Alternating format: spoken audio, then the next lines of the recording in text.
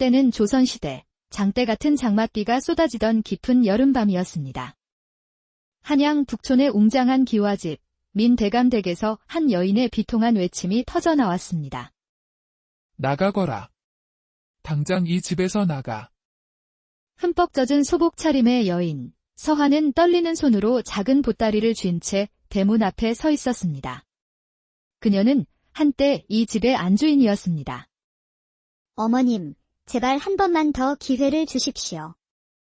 기회라고? 3년이다. 3년이란 긴 시간 동안 기회를 주었거늘 이제 와서 무슨 기회를 더 달라는 것이냐? 민 대부인의 목소리는 천둥처럼 울렸고 그 뒤로 번개가 번쩍이며 서화의 창백한 얼굴을 비추었습니다. 빗물과 눈물이 뒤섞여 흘러내리는 그녀의 모습은 그 자체로 한 폭의 비극이었습니다. 성녀의 몸으로 이 명문가에 들어와 3년을 헛되이 보내고도 부끄러운 줄을 모르는 것이냐? 이제 곧 내 조카인 월양이가 들어올 것이니 내가 있을 자리는 없다. 어서 꺼지거라. 때는 3년 전 서화가 18 꽃다운 나이였을 때의 일이었습니다.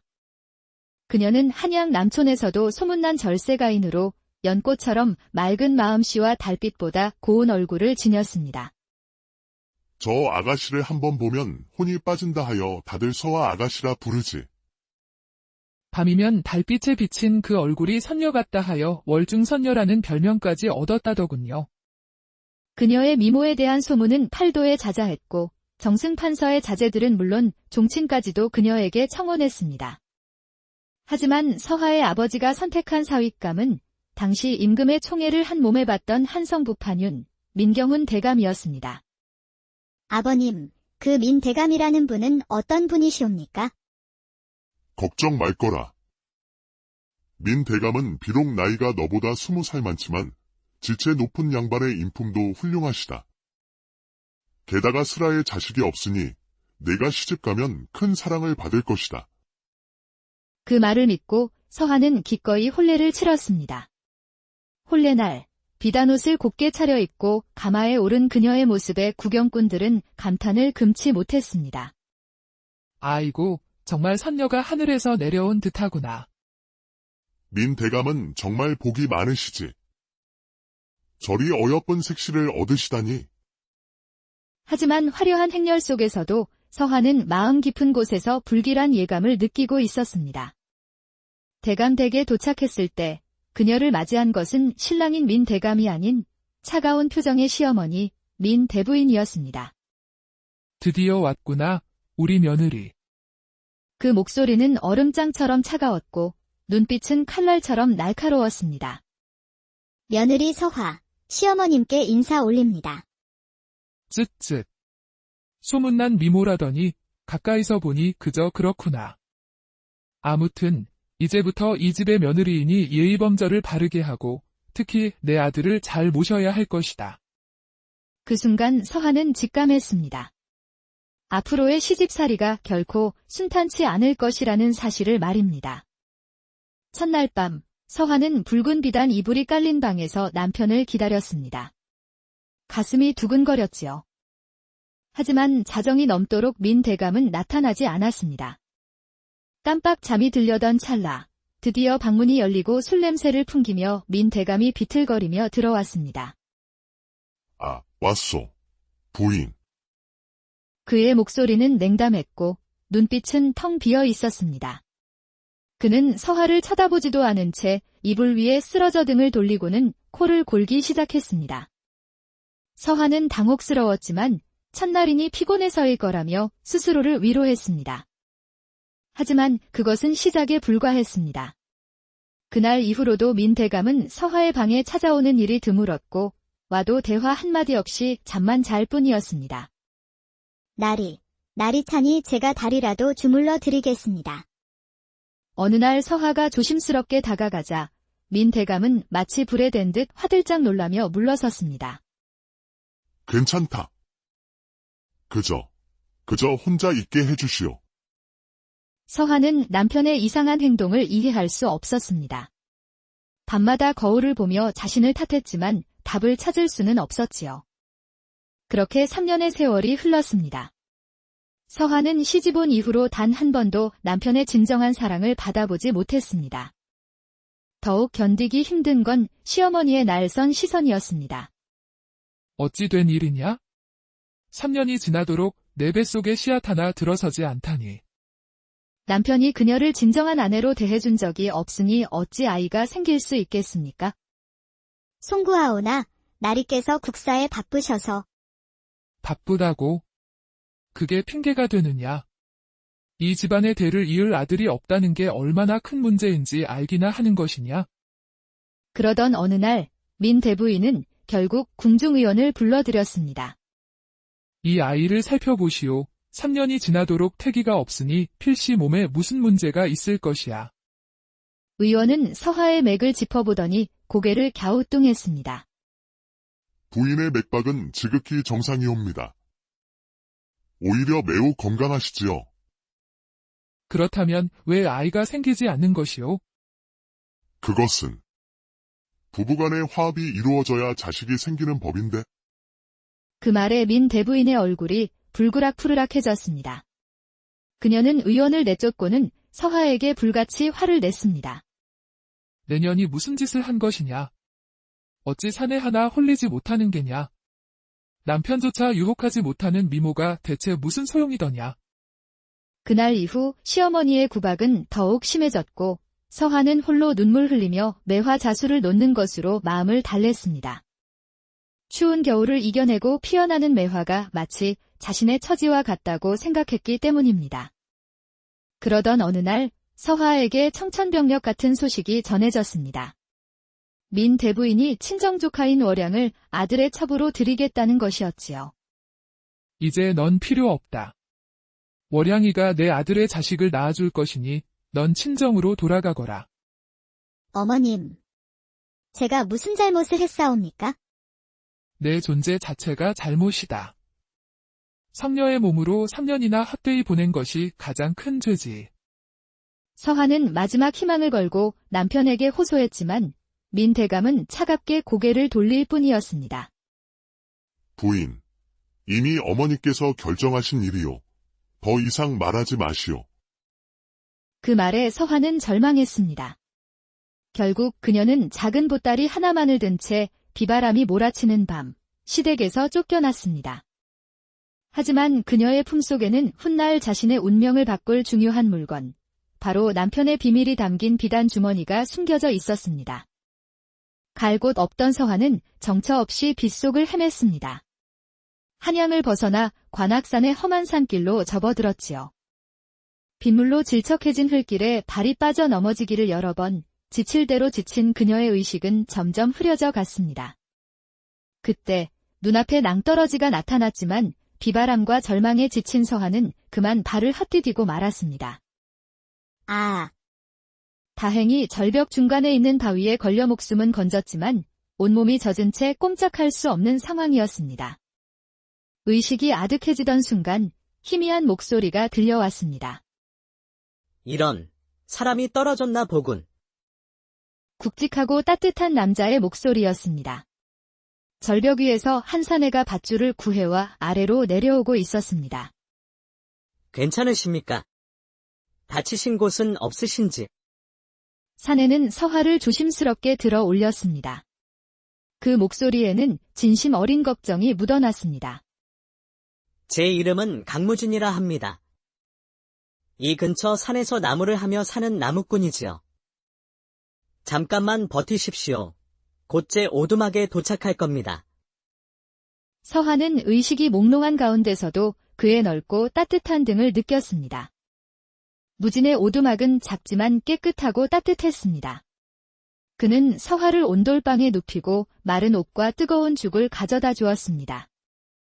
별것 아니지만 이것부터 드시고 몸을 녹이십시오. 거친 좁쌀죽이었지만 서하에게는 그 어떤 진수성찬보다 맛있게 느껴졌습니다. 고맙습니다. 제 목숨을 구해주셨네요. 별 말씀을요. 사람이 위험에 처한 것을 보고 어찌 그냥 지나치겠습니까? 서하는 그의 선량한 눈빛에 결국 자신의 사연을 털어놓았고 무진은 그녀의 처지를 안타까워하며 몸이 회복될 때까지 오두막에 머물라고 했습니다. 그렇게 서한은 무진의 오두막에서 지내게 되었습니다. 시간이 지날수록 서한은 산중 생활에 익숙해졌고 무진의 따뜻한 배려에 닫혔던 마음을 열기 시작했습니다. 어느 날 서한은 더 이상 신세만 질 수 없다며 자신이 할 수 있는 일을 찾았습니다. 바로 바느질이었습니다. 바느질이라면 자신 있습니다.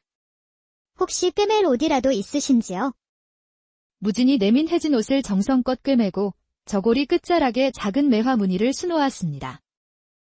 세상에, 이게 정령제 옷이 맞습니까? 마치 새 옷 같습니다. 게다가 이 꽃무늬는 매화입니다. 추위와 시련을 견디고 피어나는 꽃이지요.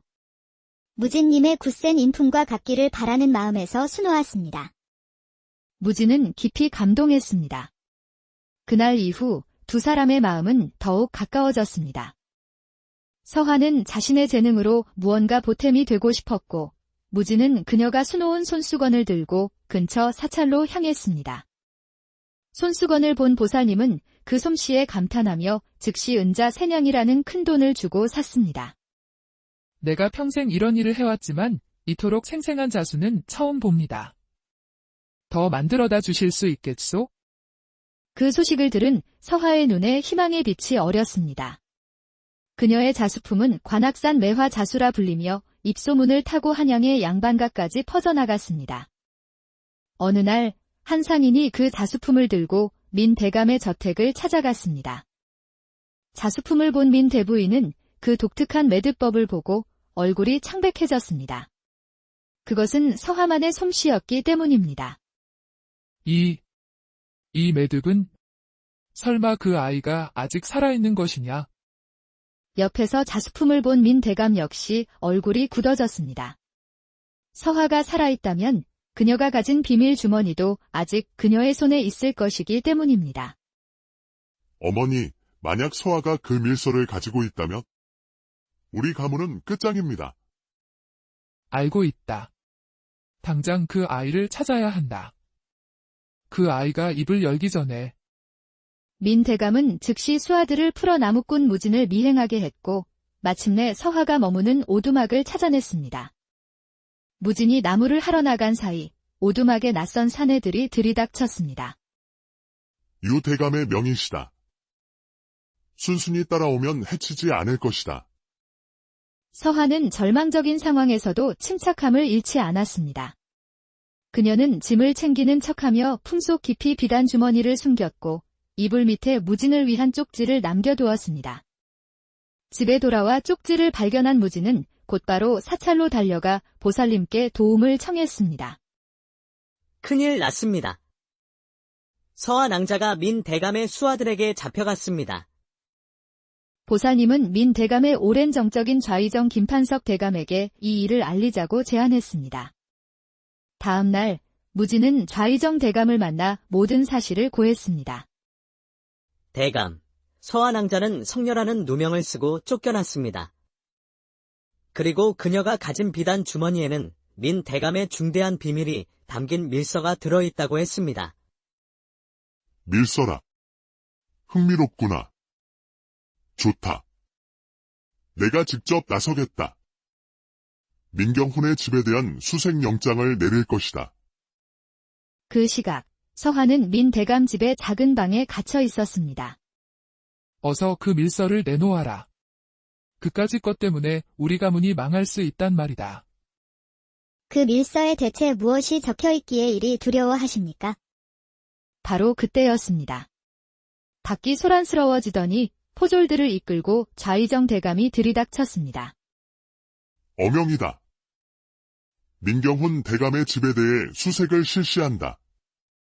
포졸들은 이내 서하를 찾아냈고 그녀는 품속에서 비단 주머니를 꺼내 좌의정 대감에게 건넸습니다. 밀서를 읽은 좌의정의 얼굴이 굳어졌습니다. 그 안에는 충격적인 내용이 담겨 있었습니다. 이럴 수가. 민 대감은 산의 구실을 못하는 불구의 몸이었구나. 그렇습니다. 민 대감은 불임이었고 밀서는 그의 병을 치료하려 했던 의원의 처방전이었습니다. 민 대부인은 가문의 수치를 가리기 위해 아름다운 서화를 며느리로 들여 소문을 잠재우고 3년 뒤 성녀라는 누명을 씌워 내쫓을 계획이었던 것입니다. 어머님, 그리고 날이 어찌 저에게 이리 잔인한 짓을 하실 수 있었습니까? 모든 진실이 밝혀지자 민경훈 대감과 그의 모친은 모든 직위를 박탈당하고 귀양을 가게 되었습니다. 모든 굴레에서 벗어난 서화는 한양의 소란스러움을 뒤로하고 자신을 기다리는 무진이 있는 관악산 오두막으로 돌아갔습니다. 두 사람은 혼례를 올리고 추운 겨울을 이겨낸 매화처럼 서로를 아끼고 사랑하며 오래오래 행복되는 조선시대, 장대 같은 장맛비가 쏟아지던 깊은 여름밤이었습니다. 한양 북촌의 웅장한 기와집, 민 대감댁에서 한 여인의 비통한 외침이 터져나왔습니다. 나가거라. 당장 이 집에서 나가. 흠뻑 젖은 소복 차림의 여인, 서화는 떨리는 손으로 작은 보따리를 쥔 채 대문 앞에 서 있었습니다. 그녀는 한때 이 집의 안주인이었습니다. 어머님, 제발 한 번만 더 기회를 주십시오. 기회라고? 3년이다. 3년이란 긴 시간 동안 기회를 주었거늘 이제 와서 무슨 기회를 더 달라는 것이냐? 민 대부인의 목소리는 천둥처럼 울렸고 그 뒤로 번개가 번쩍이며 서화의 창백한 얼굴을 비추었습니다. 빗물과 눈물이 뒤섞여 흘러내리는 그녀의 모습은 그 자체로 한 폭의 비극이었습니다. 성녀의 몸으로 이 명문가에 들어와 3년을 헛되이 보내고도 부끄러운 줄을 모르는 것이냐? 이제 곧 내 조카인 월양이가 들어올 것이니 내가 있을 자리는 없다. 어서 꺼지거라. 때는 3년 전 서화가 18 꽃다운 나이였을 때의 일이었습니다. 그녀는 한양 남촌에서도 소문난 절세가인으로 연꽃처럼 맑은 마음씨와 달빛보다 고운 얼굴을 지녔습니다. 저 아가씨를 한번 보면 혼이 빠진다 하여 다들 서화 아가씨라 부르지. 밤이면 달빛에 비친 그 얼굴이 선녀 같다 하여 월중선녀라는 별명까지 얻었다더군요. 그녀의 미모에 대한 소문은 팔도에 자자했고 정승판서의 자제들은 물론 종친까지도 그녀에게 청혼했습니다. 하지만 서화의 아버지가 선택한 사윗감은 당시 임금의 총애를 한 몸에 받던 한성부판윤, 민경훈 대감이었습니다. 아버님, 그 민 대감이라는 분은 어떤 분이시옵니까? 걱정 말거라. 민 대감은 비록 나이가 너보다 20살 많지만 지체 높은 양반의 인품도 훌륭하시다. 게다가 슬아의 자식이 없으니 내가 시집가면 큰 사랑을 받을 것이다. 그 말을 믿고 서화는 기꺼이 혼례를 치렀습니다. 혼례날, 비단옷을 곱게 차려입고 가마에 오른 그녀의 모습에 구경꾼들은 감탄을 금치 못했습니다. 아이고, 정말 선녀가 하늘에서 내려온 듯하구나. 민 대감은 정말 복이 많으시지. 저리 어여쁜 색시를 얻으시다니. 하지만 화려한 행렬 속에서도 서화는 마음 깊은 곳에서 불길한 예감을 느끼고 있었습니다. 대감댁에 도착했을 때 그녀를 맞이한 것은 신랑인 민 대감이 아닌 차가운 표정의 시어머니 민 대부인이었습니다. 드디어 왔구나, 우리 며느리. 그 목소리는 얼음장처럼 차가웠고 눈빛은 칼날처럼 날카로웠습니다. 며느리 서화, 시어머님께 인사 올립니다. 쯧쯧. 소문난 미모라더니 가까이서 보니 그저 그렇구나. 아무튼 이제부터 이 집의 며느리이니 예의범절을 바르게 하고 특히 내 아들을 잘 모셔야 할 것이다. 그 순간 서화는 직감했습니다. 앞으로의 시집살이가 결코 순탄치 않을 것이라는 사실을 말입니다. 첫날 밤, 서화는 붉은 비단 이불이 깔린 방에서 남편을 기다렸습니다. 가슴이 두근거렸지요. 하지만 자정이 넘도록 민 대감은 나타나지 않았습니다. 깜빡 잠이 들려던 찰나, 드디어 방문이 열리고 술 냄새를 풍기며 민 대감이 비틀거리며 들어왔습니다. 아, 왔소. 부인. 그의 목소리는 냉담했고 눈빛은 텅 비어 있었습니다. 그는 서화를 쳐다보지도 않은 채 이불 위에 쓰러져 등을 돌리고는 코를 골기 시작했습니다. 서화는 당혹스러웠지만 첫날이니 피곤해서일 거라며 스스로를 위로했습니다. 하지만 그것은 시작에 불과했습니다. 그날 이후로도 민대감은 서하의 방에 찾아오는 일이 드물었고 와도 대화 한마디 없이 잠만 잘 뿐이었습니다. 날이 차니 제가 달이라도 주물러 드리겠습니다. 어느 날 서하가 조심스럽게 다가가자 민대감은 마치 불에 댄 듯 화들짝 놀라며 물러섰습니다. 괜찮다. 그저 혼자 있게 해주시오. 서하는 남편의 이상한 행동을 이해할 수 없었습니다. 밤마다 거울을 보며 자신을 탓했지만 답을 찾을 수는 없었지요. 그렇게 3년의 세월이 흘렀습니다. 서하는 시집온 이후로 단 한 번도 남편의 진정한 사랑을 받아보지 못했습니다. 더욱 견디기 힘든 건 시어머니의 날선 시선이었습니다. 어찌 된 일이냐? 3년이 지나도록 내 뱃속에 씨앗 하나 들어서지 않다니. 남편이 그녀를 진정한 아내로 대해준 적이 없으니 어찌 아이가 생길 수 있겠습니까? 송구하오나 나리께서 국사에 바쁘셔서. 바쁘다고? 그게 핑계가 되느냐? 이 집안의 대를 이을 아들이 없다는 게 얼마나 큰 문제인지 알기나 하는 것이냐? 그러던 어느 날 민 대부인은 결국 궁중의원을 불러들였습니다. 이 아이를 살펴보시오. 3년이 지나도록 태기가 없으니 필시 몸에 무슨 문제가 있을 것이야. 의원은 서하의 맥을 짚어보더니 고개를 갸우뚱했습니다. 부인의 맥박은 지극히 정상이옵니다. 오히려 매우 건강하시지요. 그렇다면 왜 아이가 생기지 않는 것이오? 그것은 부부간의 화합이 이루어져야 자식이 생기는 법인데. 그 말에 민 대부인의 얼굴이 불그락푸르락해졌습니다. 그녀는 의원을 내쫓고는 서하에게 불같이 화를 냈습니다. 내년이 무슨 짓을 한 것이냐? 어찌 사내 하나 홀리지 못하는 게냐? 남편조차 유혹하지 못하는 미모가 대체 무슨 소용이더냐? 그날 이후 시어머니의 구박은 더욱 심해졌고 서하는 홀로 눈물 흘리며 매화자수를 놓는 것으로 마음을 달랬습니다. 추운 겨울을 이겨내고 피어나는 매화가 마치 자신의 처지와 같다고 생각했기 때문입니다. 그러던 어느 날 서하에게 청천벽력 같은 소식이 전해졌습니다. 민 대부인이 친정조카인 월양을 아들의 첩으로 들이겠다는 것이었지요. 이제 넌 필요 없다.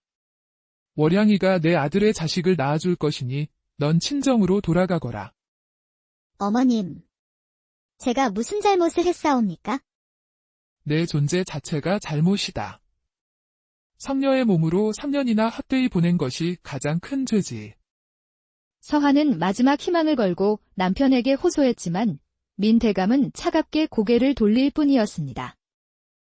부인, 이미 어머니께서 결정하신 일이요. 더 이상 말하지 마시오. 그 말에 서하는 절망했습니다. 결국 그녀는 작은 보따리 하나만을 든 채 비바람이 몰아치는 밤, 시댁에서 쫓겨났습니다. 하지만 그녀의 품속에는 훗날 자신의 운명을 바꿀 중요한 물건, 바로 남편의 비밀이 담긴 비단 주머니가 숨겨져 있었습니다. 갈 곳 없던 서하는 정처 없이 빗속을 헤맸습니다. 한양을 벗어나 관악산의 험한 산길로 접어들었지요. 빗물로 질척해진 흙길에 발이 빠져 넘어지기를 여러 번, 지칠 대로 지친 그녀의 의식은 점점 흐려져 갔습니다. 그때 눈앞에 낭떠러지가 나타났지만 비바람과 절망에 지친 서하는 그만 발을 헛디디고 말았습니다. 아, 다행히 절벽 중간에 있는 바위에 걸려 목숨은 건졌지만 온몸이 젖은 채 꼼짝할 수 없는 상황이었습니다. 의식이 아득해지던 순간 희미한 목소리가 들려왔습니다. 이런, 사람이 떨어졌나 보군. 굵직하고 따뜻한 남자의 목소리였습니다. 절벽 위에서 한 사내가 밧줄을 구해와 아래로 내려오고 있었습니다. 괜찮으십니까? 다치신 곳은 없으신지? 사내는 서하를 조심스럽게 들어 올렸습니다. 그 목소리에는 진심 어린 걱정이 묻어났습니다. 제 이름은 강무진이라 합니다. 이 근처 산에서 나무를 하며 사는 나무꾼이지요. 잠깐만 버티십시오. 곧 제 오두막에 도착할 겁니다. 서한은 의식이 몽롱한 가운데서도 그의 넓고 따뜻한 등을 느꼈습니다. 무진의 오두막은 작지만 깨끗하고 따뜻했습니다. 그는 서화를 온돌방에 눕히고 마른 옷과 뜨거운 죽을 가져다 주었습니다. 별것 아니지만 이것부터 드시고 몸을 녹이십시오. 거친 좁쌀죽이었지만 서화에게는 그 어떤 진수성찬보다 맛있게 느껴졌습니다. 고맙습니다. 제 목숨을 구해주셨네요. 별 말씀을요. 사람이 위험에 처한 것을 보고 어찌 그냥 지나치겠습니까? 서화는 그의 선량한 눈빛에 결국 자신의 사연을 털어놓았고 무진은 그녀의 처지를 안타까워하며 몸이 회복될 때까지 오두막에 머물라고 했습니다. 그렇게 서화는 무진의 오두막에서 지내게 되었습니다. 시간이 지날수록 서화는 산중 생활에 익숙해졌고 무진의 따뜻한 배려에 닫혔던 마음을 열기 시작했습니다. 어느 날 서화는 더 이상 신세만 질 수 없다며 자신이 할 수 있는 일을 찾았습니다. 바로 바느질이었습니다. 바느질이라면 자신 있습니다. 혹시 꿰맬 옷이라도 있으신지요? 무진이 내민 해진 옷을 정성껏 꿰매고 저고리 끝자락에 작은 매화 무늬를 수놓았습니다. 세상에, 이게 정령제 옷이 맞습니까? 마치 새 옷 같습니다. 게다가 이 꽃무늬는 매화입니다. 추위와 시련을 견디고 피어나는 꽃이지요. 무진님의 굳센 인품과 같기를 바라는 마음에서 수놓았습니다. 무진은 깊이 감동했습니다. 그날 이후 두 사람의 마음은 더욱 가까워졌습니다. 서화는 자신의 재능으로 무언가 보탬이 되고 싶었고, 무진은 그녀가 수놓은 손수건을 들고 근처 사찰로 향했습니다. 손수건을 본 보살님은 그 솜씨에 감탄하며 즉시 은자 3냥이라는 큰 돈을 주고 샀습니다. 내가 평생 이런 일을 해왔지만 이토록 생생한 자수는 처음 봅니다. 더 만들어다 주실 수 있겠소? 그 소식을 들은 서화의 눈에 희망의 빛이 어렸습니다.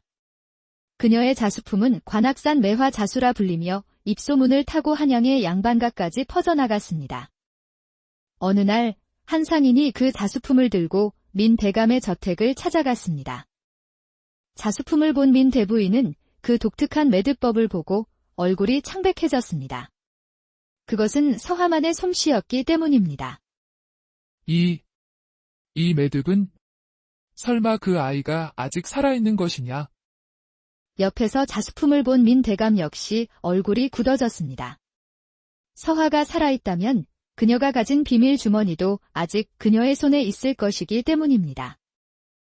어머니, 만약 서화가 그 밀서를 가지고 있다면 우리 가문은 끝장입니다. 알고 있다. 당장 그 아이를 찾아야 한다.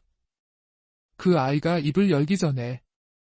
민 대감은 즉시 수하들을 풀어 나무꾼 무진을 미행하게 했고 마침내 서화가 머무는 오두막을 찾아냈습니다.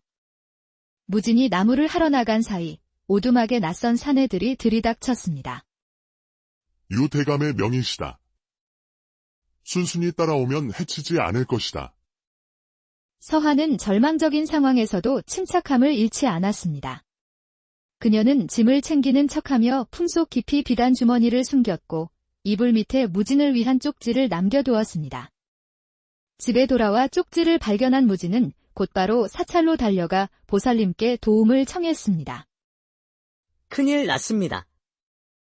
서화 낭자가 민 대감의 수하들에게 잡혀갔습니다. 보살님은 민 대감의 오랜 정적인 좌의정 김판석 대감에게 이 일을 알리자고 제안했습니다.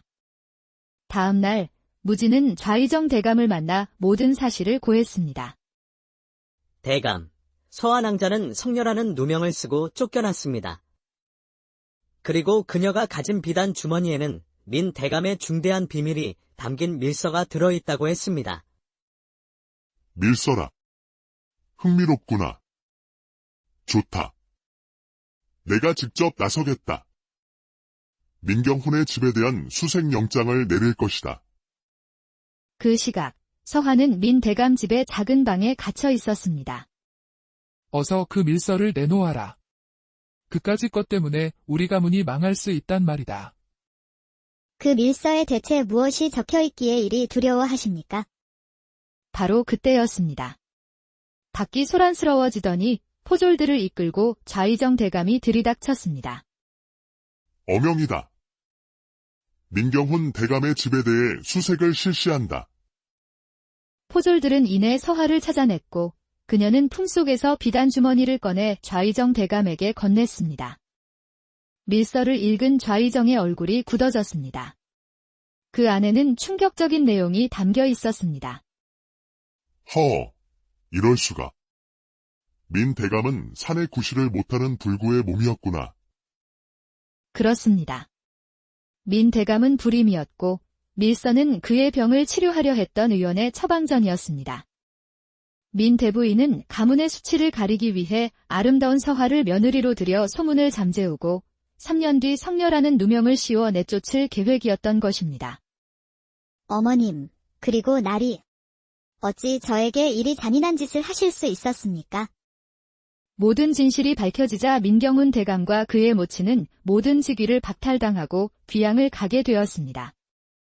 모든 굴레에서 벗어난 서하는 한양의 소란스러움을 뒤로하고 자신을 기다리는 무진이 있는 관악산 오두막으로 돌아갔습니다.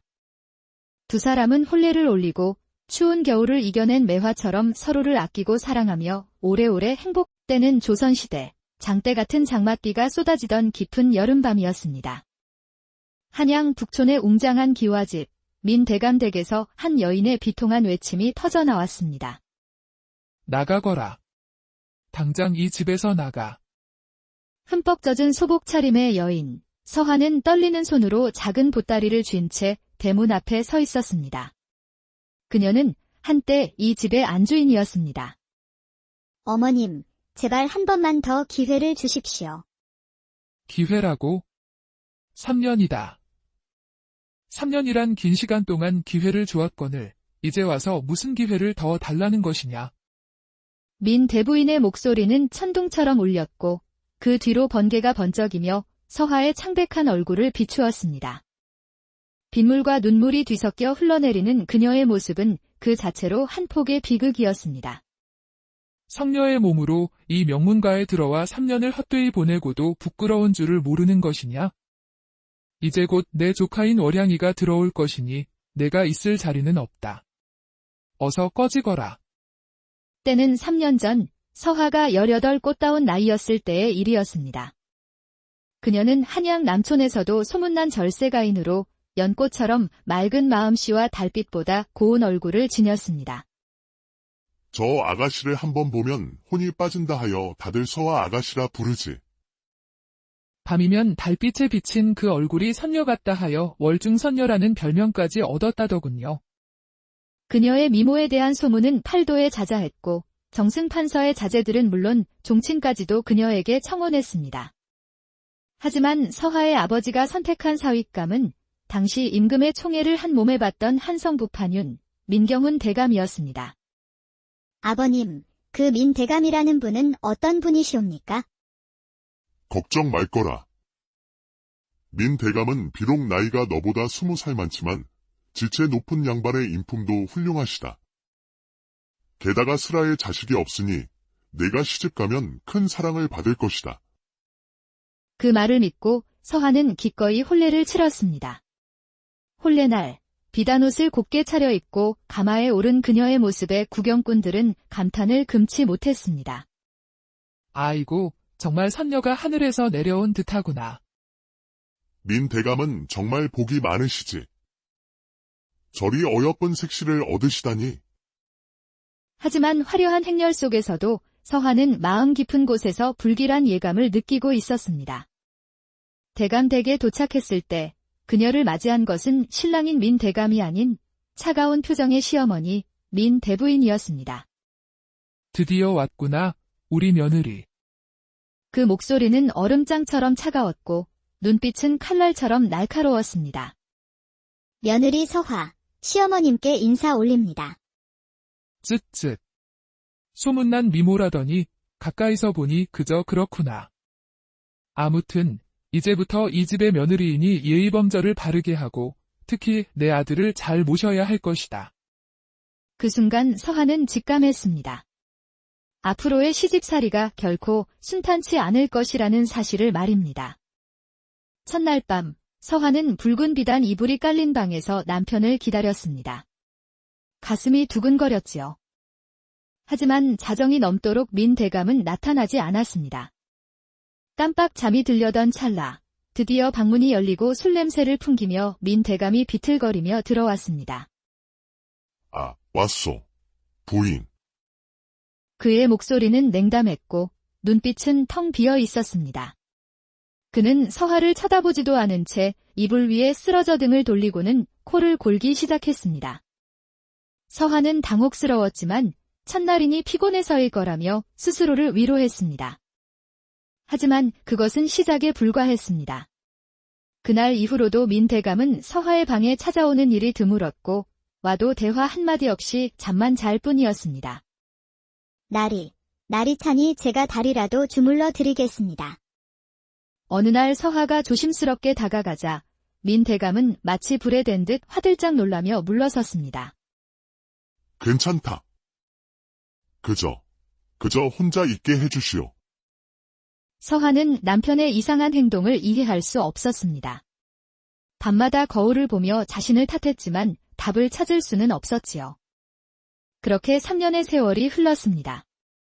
서화는 시집 온 이후로 단 한 번도 남편의 진정한 사랑을 받아보지 못했습니다. 더욱 견디기 힘든 건 시어머니의 날선 시선이었습니다. 어찌 된 일이냐? 3년이 지나도록 내 뱃속에 씨앗 하나 들어서지 않다니. 남편이 그녀를 진정한 아내로 대해준 적이 없으니 어찌 아이가 생길 수 있겠습니까? 송구하오나 나리께서 국사에 바쁘셔서. 바쁘다고? 그게 핑계가 되느냐? 이 집안의 대를 이을 아들이 없다는 게 얼마나 큰 문제인지 알기나 하는 것이냐? 그러던 어느 날 민 대부인은 결국 궁중의원을 불러들였습니다. 이 아이를 살펴보시오. 3년이 지나도록 태기가 없으니 필시 몸에 무슨 문제가 있을 것이야. 의원은 서화의 맥을 짚어보더니 고개를 갸우뚱했습니다. 부인의 맥박은 지극히 정상이옵니다. 오히려 매우 건강하시지요. 그렇다면 왜 아이가 생기지 않는 것이오? 그것은 부부간의 화합이 이루어져야 자식이 생기는 법인데. 그 말에 민 대부인의 얼굴이 불그락푸르락해졌습니다. 그녀는 의원을 내쫓고는 서화에게 불같이 화를 냈습니다. 내년이 무슨 짓을 한 것이냐? 어찌 사내 하나 홀리지 못하는 게냐? 남편조차 유혹하지 못하는 미모가 대체 무슨 소용이더냐?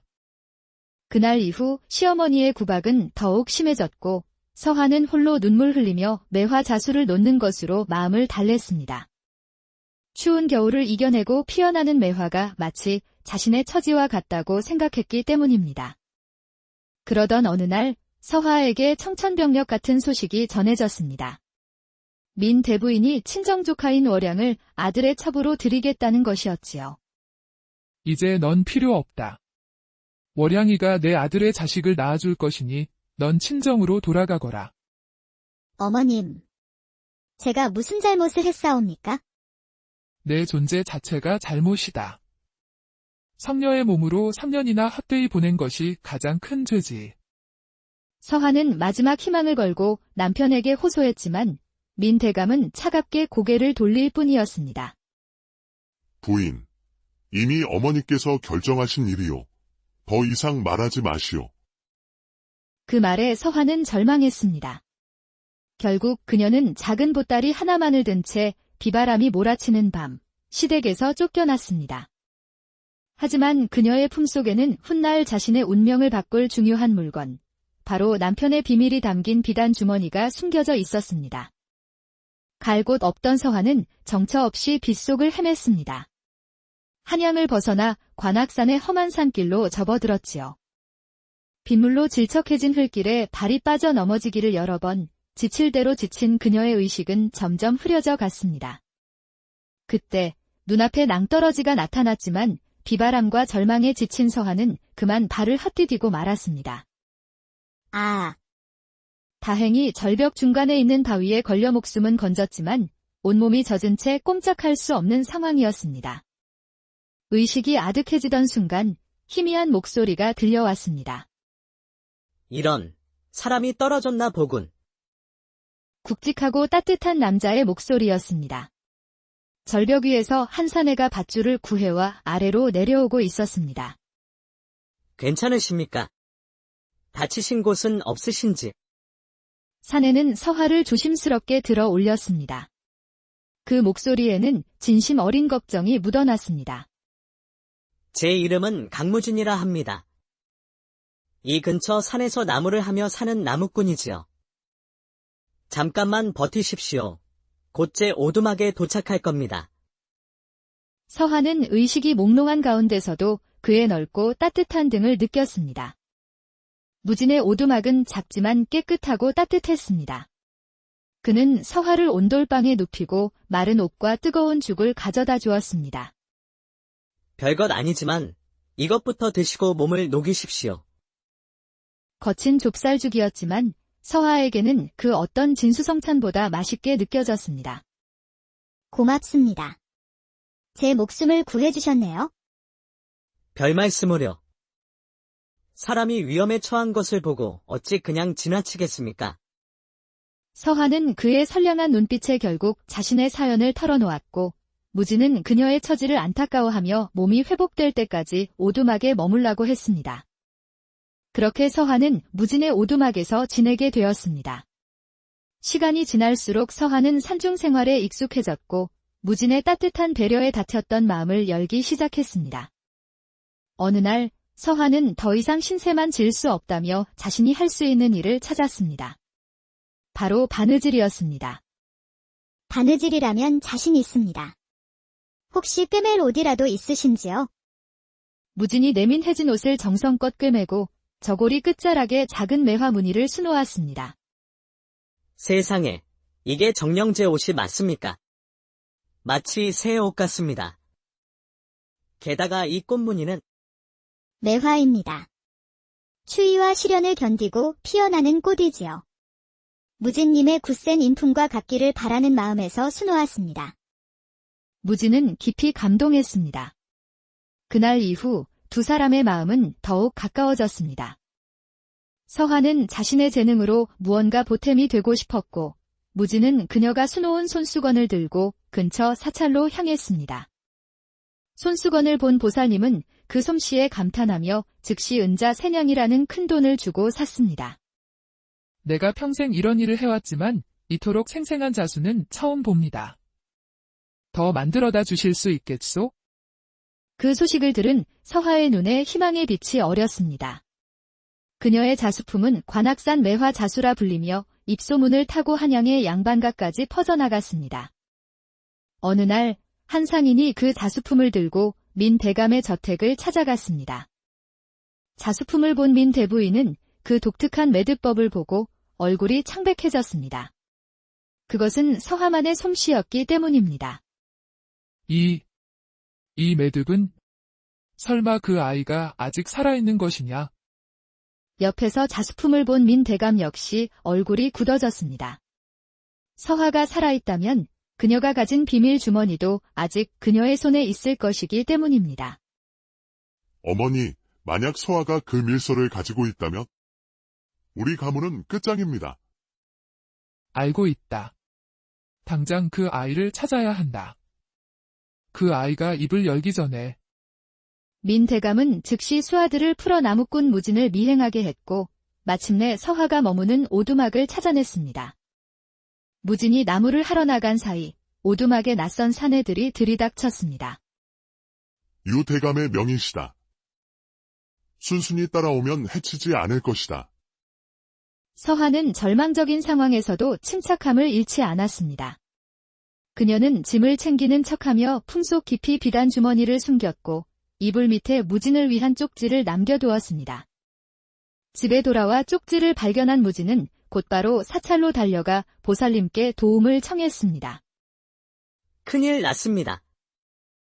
서화 낭자가 민 대감의 수하들에게 잡혀갔습니다. 보살님은 민 대감의 오랜 정적인 좌의정 김판석 대감에게 이 일을 알리자고 제안했습니다. 다음 날 무진은 좌의정 대감을 만나 모든 사실을 고했습니다. 대감, 서한왕자는 성녀라는 누명을 쓰고 쫓겨났습니다. 그리고 그녀가 가진 비단 주머니에는 민 대감의 중대한 비밀이 담긴 밀서가 들어있다고 했습니다. 밀서라. 흥미롭구나. 좋다. 내가 직접 나서겠다. 민경훈의 집에 대한 수색영장을 내릴 것이다. 그 시각, 서한은 민 대감 집의 작은 방에 갇혀 있었습니다. 어서 그 밀서를 내놓아라. 그까짓 것 때문에 우리 가문이 망할 수 있단 말이다. 그 밀서에 대체 무엇이 적혀있기에 이리 두려워하십니까? 바로 그때였습니다. 밖이 소란스러워지더니 포졸들을 이끌고 좌의정 대감이 들이닥쳤습니다. 어명이다. 민경훈 대감의 집에 대해 수색을 실시한다. 포졸들은 이내 서하를 찾아냈고 그녀는 품속에서 비단 주머니를 꺼내 좌의정 대감에게 건넸습니다. 밀서를 읽은 좌의정의 얼굴이 굳어졌습니다. 그 안에는 충격적인 내용이 담겨 있었습니다. 이럴 수가. 민 대감은 산의 구실을 못하는 불구의 몸이었구나. 그렇습니다. 민 대감은 불임이었고 밀서는 그의 병을 치료하려 했던 의원의 처방전이었습니다. 민 대부인은 가문의 수치를 가리기 위해 아름다운 서하를 며느리로 들여 소문을 잠재우고 3년 뒤 성녀라는 누명을 씌워 내쫓을 계획이었던 것입니다. 어머님, 그리고 나리. 어찌 저에게 이리 잔인한 짓을 하실 수 있었습니까?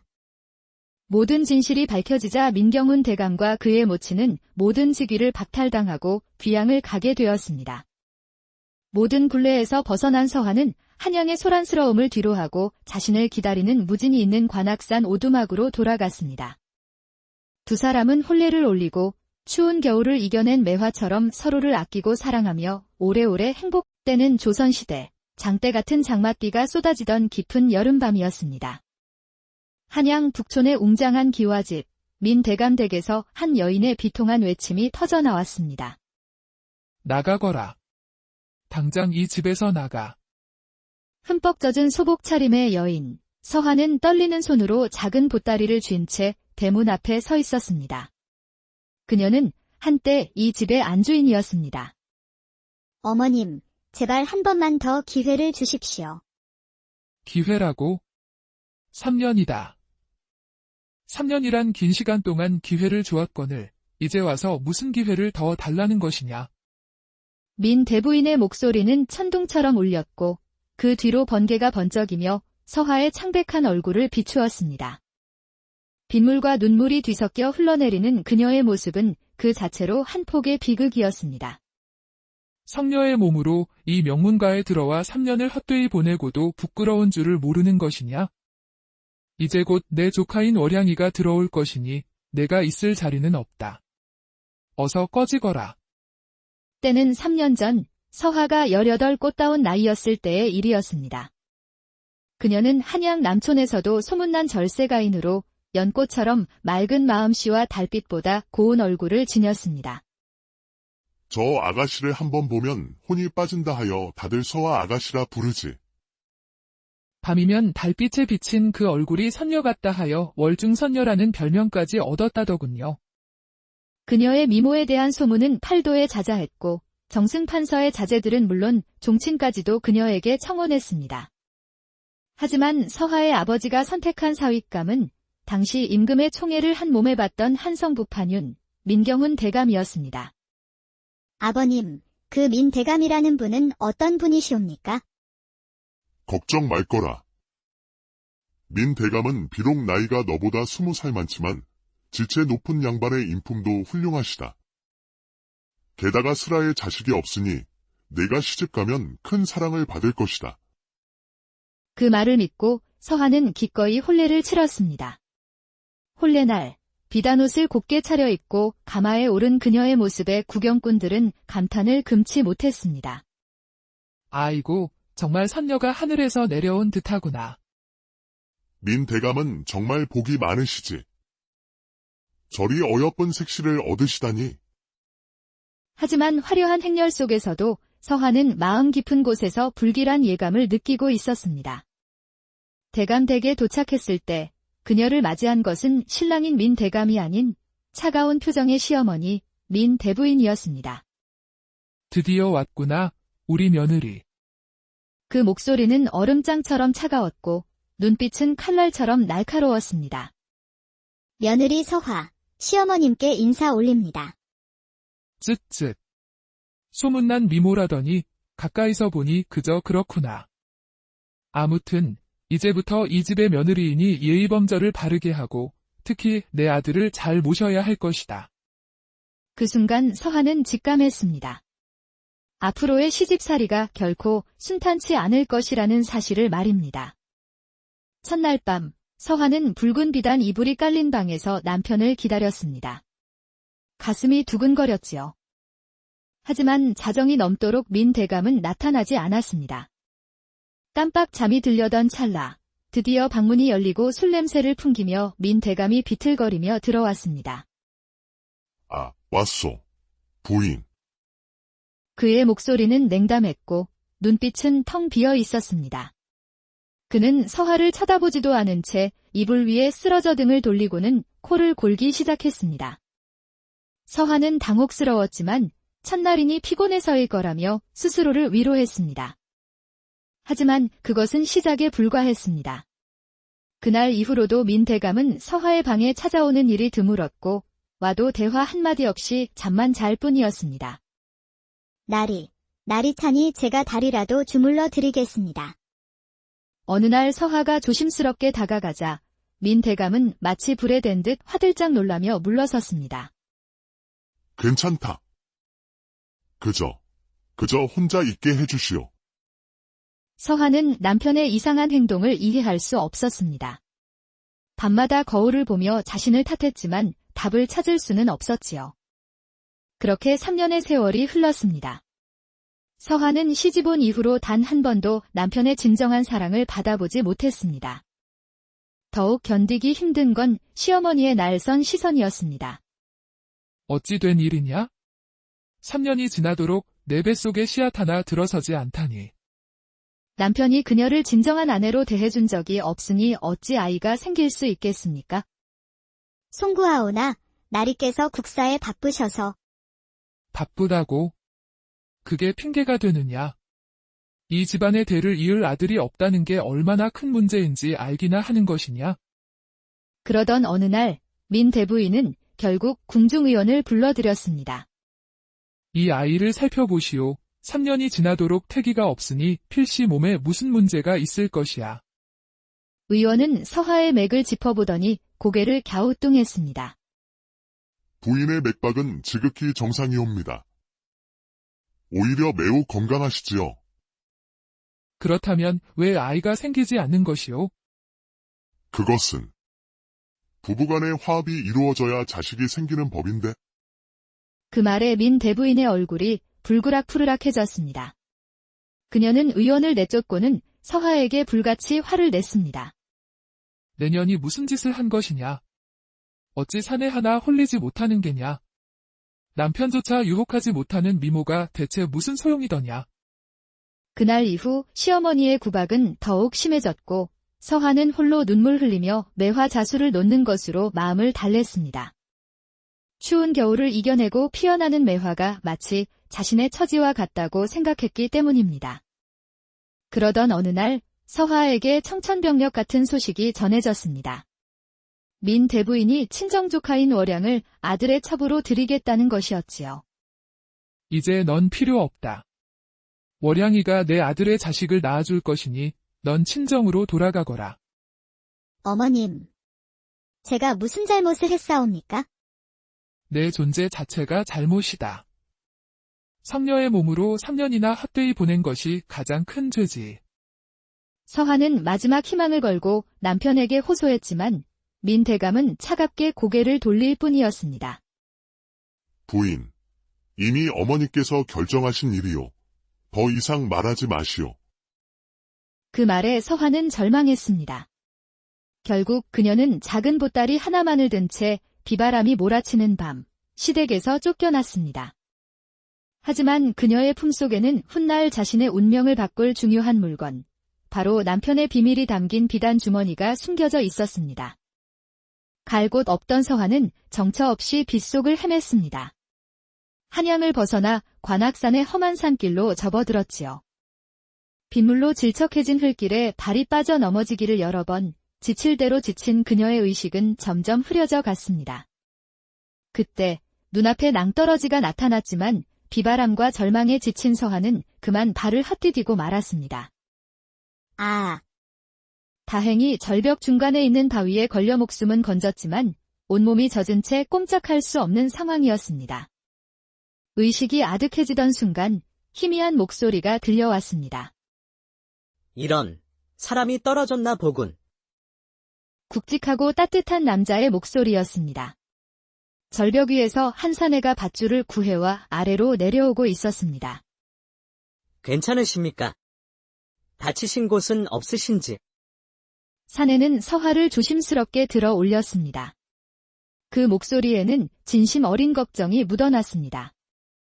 제 이름은 강무진이라 합니다. 이 근처 산에서 나무를 하며 사는 나무꾼이지요. 잠깐만 버티십시오. 곧 제 오두막에 도착할 겁니다. 서화는 의식이 몽롱한 가운데서도 그의 넓고 따뜻한 등을 느꼈습니다. 무진의 오두막은 작지만 깨끗하고 따뜻했습니다. 그는 서화를 온돌방에 눕히고 마른 옷과 뜨거운 죽을 가져다 주었습니다.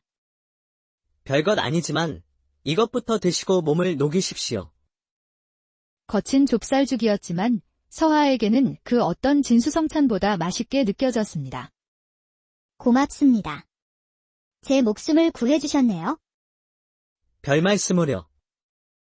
사람이 위험에 처한 것을 보고 어찌 그냥 지나치겠습니까?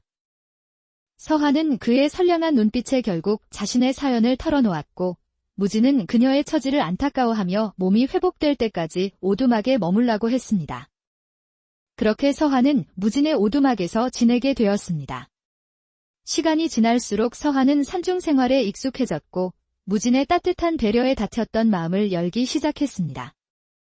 어느 날 서화는 더 이상 신세만 질 수 없다며 자신이 할 수 있는 일을 찾았습니다. 바로 바느질이었습니다.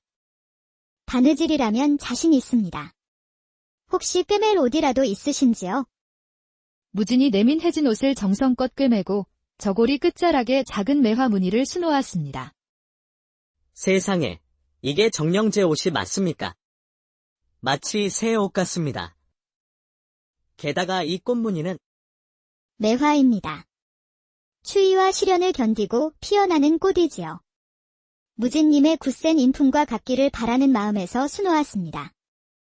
무진은 깊이 감동했습니다. 그날 이후 두 사람의 마음은 더욱 가까워졌습니다. 서화는 자신의 재능으로 무언가 보탬이 되고 싶었고, 무진은 그녀가 수놓은 손수건을 들고 근처 사찰로 향했습니다. 손수건을 본 보살님은 그 솜씨에 감탄하며 즉시 은자 세냥이라는 큰 돈을 주고 샀습니다. 내가 평생 이런 일을 해왔지만 이토록 생생한 자수는 처음 봅니다. 더 만들어다 주실 수 있겠소? 그 소식을 들은 서화의 눈에 희망의 빛이 어렸습니다. 그녀의 자수품은 관악산 매화 자수라 불리며 입소문을 타고 한양의 양반가까지 퍼져나갔습니다. 어느 날 한 상인이 그 자수품을 들고 민 대감의 저택을 찾아갔습니다. 자수품을 본 민 대부인은 그 독특한 매듭법을 보고 얼굴이 창백해졌습니다. 그것은 서화만의 솜씨였기 때문입니다. 이 매듭은 설마 그 아이가 아직 살아있는 것이냐? 옆에서 자수품을 본 민 대감 역시 얼굴이 굳어졌습니다. 서화가 살아있다면 그녀가 가진 비밀 주머니도 아직 그녀의 손에 있을 것이기 때문입니다. 어머니, 만약 서화가 그 밀서를 가지고 있다면 우리 가문은 끝장입니다. 알고 있다. 당장 그 아이를 찾아야 한다. 그 아이가 입을 열기 전에. 민 대감은 즉시 수하들을 풀어 나무꾼 무진을 미행하게 했고 마침내 서화가 머무는 오두막을 찾아냈습니다. 무진이 나무를 하러 나간 사이 오두막에 낯선 사내들이 들이닥쳤습니다. 유 대감의 명의시다. 순순히 따라오면 해치지 않을 것이다. 서화는 절망적인 상황에서도 침착함을 잃지 않았습니다. 그녀는 짐을 챙기는 척하며 품속 깊이 비단 주머니를 숨겼고 이불 밑에 무진을 위한 쪽지를 남겨두었습니다. 집에 돌아와 쪽지를 발견한 무진은 곧바로 사찰로 달려가 보살님께 도움을 청했습니다. 큰일 났습니다.